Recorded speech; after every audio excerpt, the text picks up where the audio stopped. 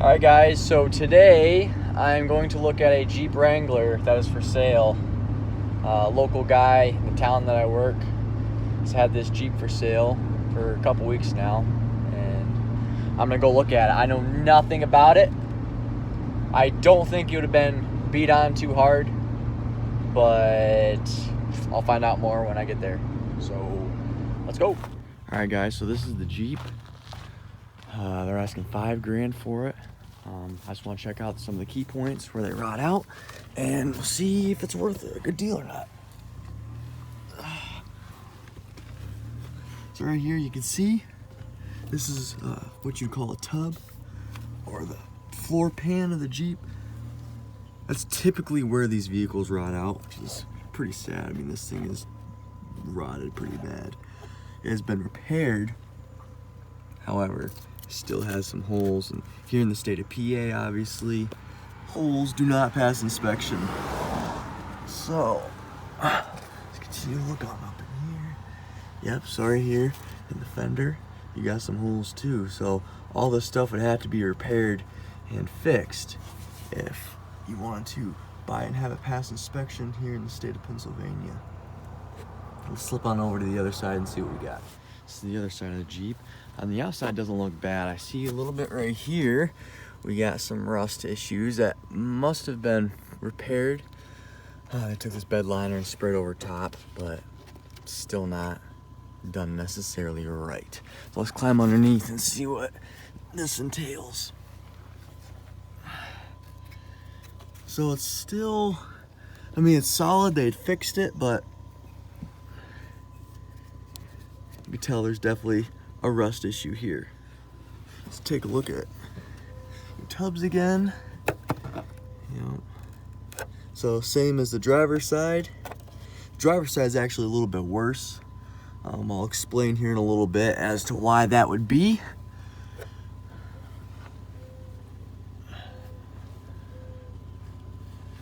See, the passenger side fender isn't that bad actually. Another thing you want to look at on these Jeeps is the frames on your transition points, where it goes up and over the rear axle. A little bit of rust, nothing too horrible.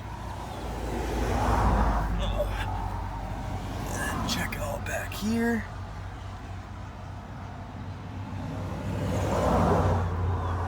So it's not in crazy shape on the back side, but you see right here your gas tank cover, that's rotted right apart. Let's take a look over on your back bumper and see what we got. Okay, so right off the bat, there's some stuff flaking off here. Let's climb underneath and check our supports.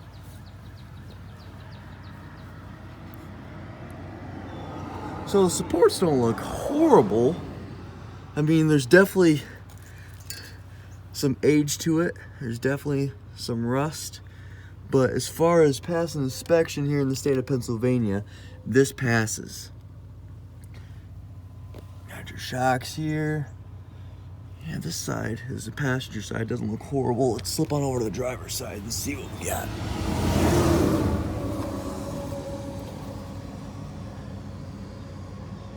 And it's about the same here. You want to go up here and check for your shock mounts. It doesn't look too horrible. Just like I said, scaly rust. But all in all, it's not horrible. I'm not sure on the year, but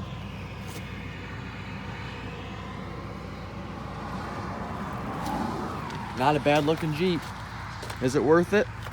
I guess we'll find out. All right, guys. Well, as you can see, that Jeep was pretty rusty. Significantly rusty on the driver's side. And the reason being is, in the wintertime here in the state of Pennsylvania, we get some pretty bad winters. And all the salt and cinders put on the road, your plows are plowing, everything gets pushed to the center of the road, which would be the driver's side as you're heading down the road. And your tires kick up the salt and the sand and that gets up, you know, on your rocker panels, or in this case, on the bottom side of the Jeep, on the tubs, or the floor pans as they're called. That would be the reason why most of the time when you're looking to buy vehicles, especially in the states where you get a lot of snow and you know that the plow trucks are out sanding and salting, you want to pay attention exceptionally to the driver's side. That's going to take the biggest hit as far as salt and sand goes. So I hope this video helps. Give you guys a couple pointers, key spots to look at, especially if you're interested in buying a Jeep Wrangler, and go from there. As I showed in the video, you want to make sure, like, those are the key points that you want to look at. Your floor pans, transition points in the frame where it goes up over the rear axle, and your bumper support on the back side. A lot of Jeep Wranglers, I mean Jeeps in general, have issues in those areas, especially like with the solid frame on your Wranglers. So if you guys are out looking to buy something along those lines, make sure you know the laws of your state, what'll pass inspection, won't pass inspection. Like for instance, New York State, you can have rust holes. Here in the state of Pennsylvania, you can't, especially if there's a sharp, jagged edge, as it's quoted in the law book. So something to keep in mind if you're going to buy something. You don't want to get yourself in a vehicle that's not going to pass inspection the following year, or something you're going to dump a pile of money into, especially if you're paying, you know, what the people are asking for. So in this case, I could, you know, run the numbers. I could figure out the cost of the floor pans, which, I mean, Rock Auto, they're probably, I don't know, 150 to 200 bucks a pop, I would imagine, to cut them out, put them in the right way. If you do the work yourself, you're going to save money. If you pay somebody else to do it, you're going to have a lot more money tied up in the Jeep on top of already spending, in this case, $5,000 for the Jeep. Might not necessarily be worth it. You'd have to check, you know, what it books for. If it books for $6,000, you pay $5,000 for it, and then you end up putting $1,500 into it, all said and done. Is it really worth it? Probably not. Especially if you're looking to flip.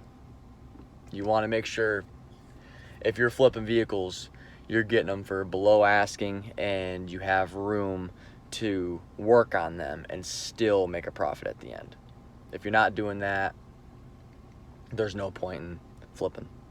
So, well, that's going to be it for this video. I hope that it helped you guys out, especially if you're going to buy a Jeep, if you're looking to buy something. If it did help you out, make sure to smash the like button. Leave me a comment down below.